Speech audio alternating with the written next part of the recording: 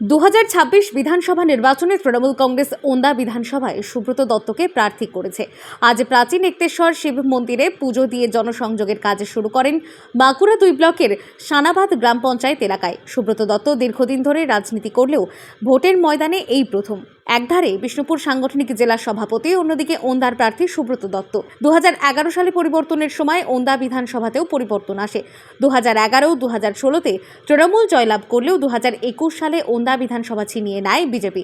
সুব্রত দত্ত আশাবাদী ওন্দা এবার তৃণমূলের দখলে থাকবে।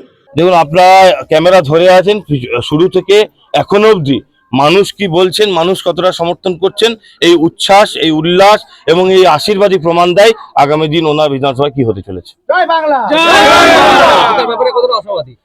হ্যাঁ, জিতার ব্যাপারে মমতা বন্দ্যোপাধ্যায় আশা পশ্চিমবাংলা জুড়ে জুগিয়েছেন। মমতা বন্দ্যোপাধ্যায় যে উন্নয়ন করেছেন, মমতা বন্দ্যোপাধ্যায়কে দেখে ভোট হবে, মমতা বন্দ্যোপাধ্যায়কে আশীর্বাদ করবে। জোড়াফুল চিহ্নে প্রতীকে যে ইভিএম এর বোতামটা থাকবে না, ওই বোতামটা অমর শাখা খুঁজে পাবে না, কারণ ওই জোড়া ফুল। বাঁকুড়া থেকে সুচিন্ত গোস্বামীর রিপোর্ট, বঙ্গলেখনী।